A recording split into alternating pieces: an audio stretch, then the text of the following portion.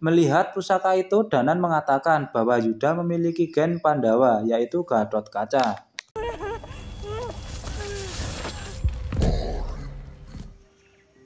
Itu medali Brajamusti. Artinya lo punya gen spesial. Gatot Kaca.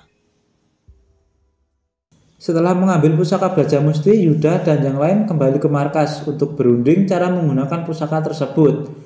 Di sini GG tak sengaja menjatuhkannya dan pusaka tersebut menyala. Lantas mereka beranggapan bahwa pusaka Brajamusti dapat berfungsi dengan cara dipukul atau dibenturkan. Kemudian Yuda pun mencoba dengan memukul pusaka tersebut, namun belum berhasil. Di sini Danan juga menjelaskan bahwa Kurawa dipimpin oleh salah satu panglima. Untuk mempermudah kita sebut saja Kang Yayan. Dia sudah lama menjadi buronan polisi dan kini masih membahayakan warga Hastinapura. Jauh di suatu tempat di mana Aswatama dikurung, terlihat pria bertopeng memberikan ramuan kepadanya. Setelah itu, para anggota Kurawa berkumpul menyambut kebebasan Aswatama karena mereka beranggapan sudah mendapatkan pusaka Brajamusti.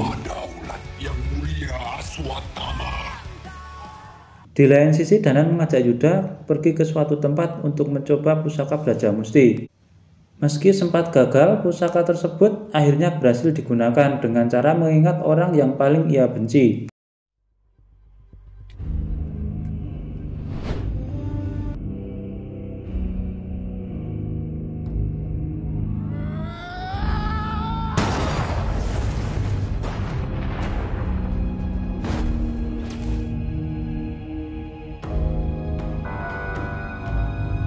Namun Yuda tidak bisa mengendalikan kekuatan pusaka tersebut. Kemudian Danan berinisiatif mengambil panah untuk memanah Yuda. Dan benar saja, kekuatan besar telah melindungi dirinya. Dan kini Yuda menjadi keturunan Pandawa, yaitu gen Gatot Kaca.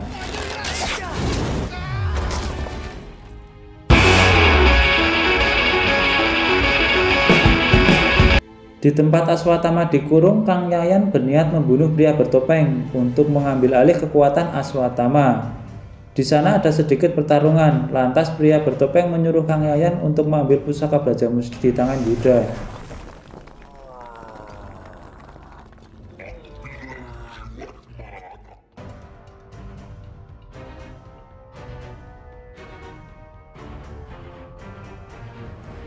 Terlihat Yuda bersama Agni dan Danan sedang melakukan investigasi terhadap korban meninggal secara tidak wajar, di mana tim ini dipimpin oleh kepolisian bernama Sri Kandi. Melihat kondisi korban, Yuda berspekulasi bahwa pelaku bukanlah Kurawa, melainkan Pandawa. Hal itu dibenarkan oleh Danan dengan mengecek sidik jari pelaku. Pelakunya Pandawa. Kemudian mereka berkumpul di tempat tak jauh dari sana. Di sini Yuda menemukan foto ibunya dan terungkap bahwa si pelaku adalah Pandega.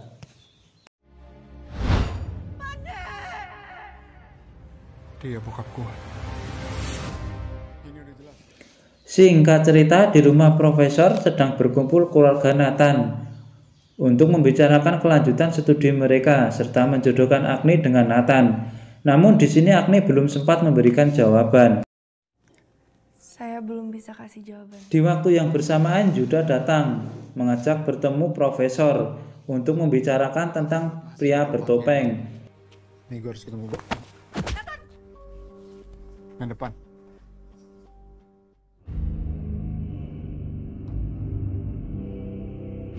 Kali ini Profesor mengajak mereka berdua ke ruangan rahasia yang di sana terdapat beberapa pusaka. Salah satunya buku yang mengisahkan tentang Aswatama yang akan bebas dengan membunuh jiwa keturunan para Pandawa. Di sana Yuda menunjukkan pusaka Brajamusti kepada Profesor.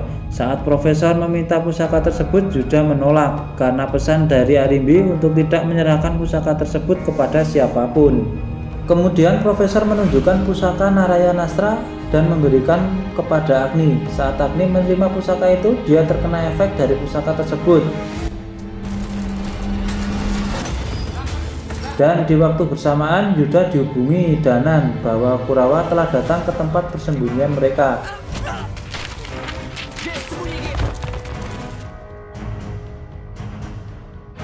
Terjadi hujan peluru di sana. Kurawa pun berhasil menangkap Danan, Gege, dan Bumripat. Anggota Kurawa yang dipimpin oleh Kang Yayan menyuruh membunuh mereka semua. Saat itu Yuda datang dan bertarung melawan Kang Yayan.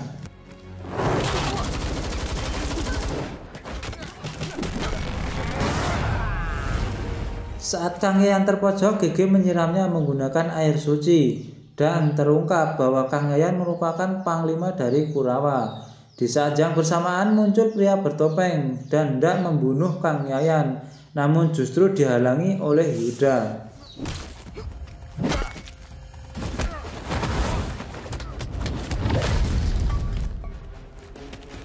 Dan benar saja, saat topeng terlepas, dia adalah Pandega. Yuda yang dendam dengan Pandega terus saja menghajarnya. Namun di sini Gege menghentikan karena melihat simbol di dada Pandega yang merupakan pelindung dari Pandawa. Itu tandanya. Di lain sisi, Danan yang terluka diobati Bumripat. Sesaat Yuda datang untuk menolongnya. Akan tetapi Danan mengusir Yuda dan mengatakan bahwa hanya Arya Laksana yang mampu membantunya. Dewata, lindungin Pandawa. Singkat cerita, Yuda telah sampai di ruangan rahasia milik Arya Laksana. Dari belakang muncul Pandega yang menceritakan flashback ketika Yuda dilahirkan.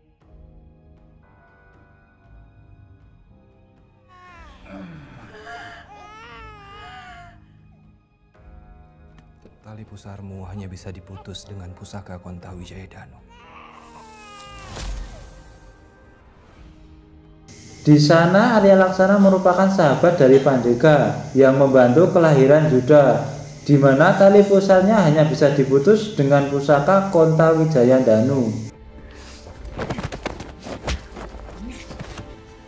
Pandega juga menceritakan bahwa dia pergi adalah untuk melawan para Kurawa. Namun setelah Pandega pergi, Kurawa terlebih dahulu datang. Ayah mengira Kurawa-Kurawa itu berhasil mendapatkan Braja Musti dan membunuh kamu dan ibumu. Saat Pandega kembali, keadaan rumah sudah hancur bersamaan mayat Ratri yang hangus terbakar. Pandega mengira bahwa Yuda dan Arimbi sudah terbunuh dan Kurawa berhasil mengambil pusaka Braja Musti. Dari kejadian itu Pandega memutuskan untuk kembali menjadi Yuda Pandawa. Namun Pandega tak bisa berjalan sendirian, bahkan banyak keturunan Pandawa yang menjadi korban. Kemudian Pandega mengajak Yuda untuk masuk ke dimensi Patalan, yaitu tempat Aswatama dikurung. Dengan menggabungkan kedua pusaka milik Yuda dan Pandega, mereka dapat masuk bersama-sama.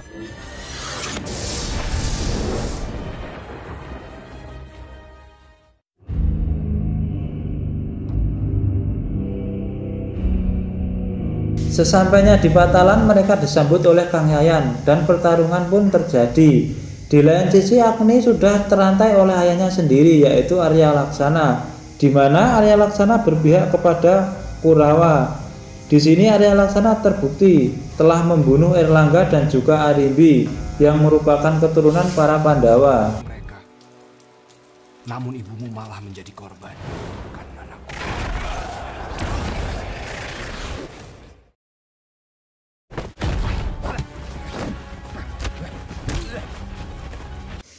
Kembali ke Pandega dan Yuda yang bertarung melawan Kang Yayan serta anak buahnya. Di sini Pandega menyuruh Yuda untuk menyelamatkan Agni yang ternyata juga berada di sana. Terjadi duel sengit antara Kang Yayan dan Kang Cecep.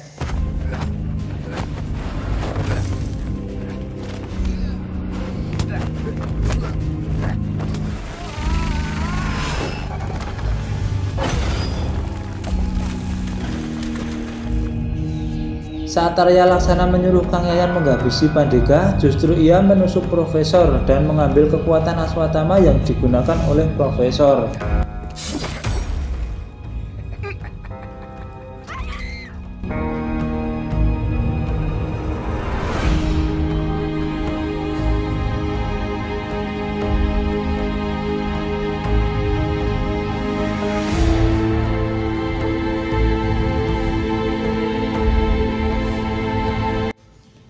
Di saat detik-detik kematian Arya Laksana, dia sempat meminta maaf kepada Yuda dan Pandega dan menyuruh Yuda untuk membunuh dirinya.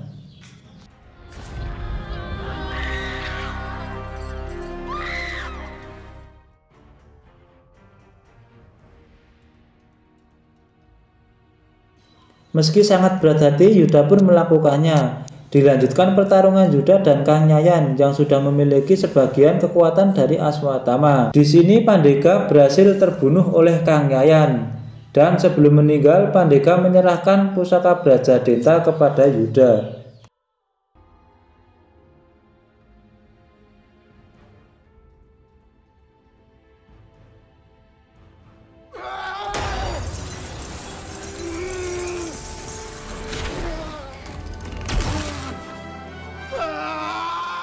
Atas kematian sang ayah, kemarahan Yuda memuncak yang membuat dirinya semakin kuat. Bahkan berubah wujud menjadi Gatotkaca yang berambisi untuk menghabisi Kang Yayat. Kemudian duel di udara pun terjadi.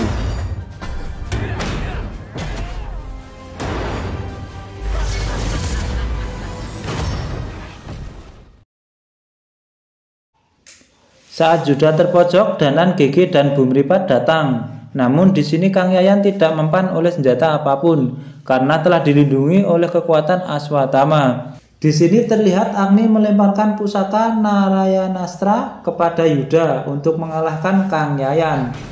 Dan benar saja, Kang Yayan pun tumbang serta kekuatan Aswatama menghilang. Meski begitu, ia tetap berwatak Kurawa dengan menghina Danan. Kemudian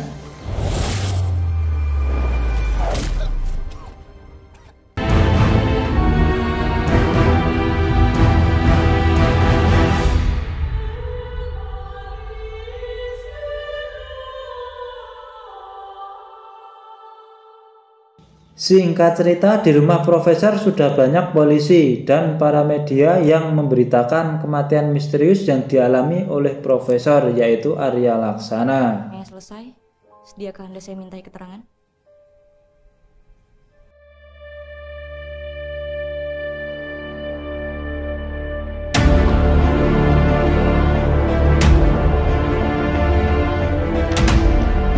Yuda yang sedang bersama Agni tiba-tiba dihubungi Gege karena kantor gubernur sudah dikepung para Kurawa.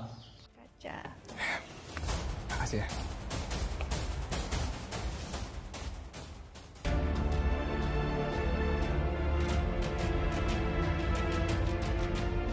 Di akhir film diperlihatkan Nathan bersama sang ayah dan para pengawalnya datang ke rumah Agni, di mana Agni ditunjukkan seorang pengganti sang ayah yang membuat Tani terkejut. Ternyata dia adalah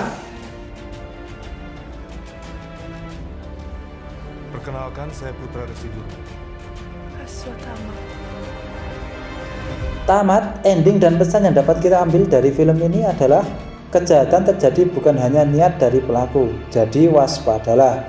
Saya mewakili Bagong John pamit undur diri. Terima kasih telah menonton video ini. Semoga terhibur dan salam pemburu cuan demi angsuran.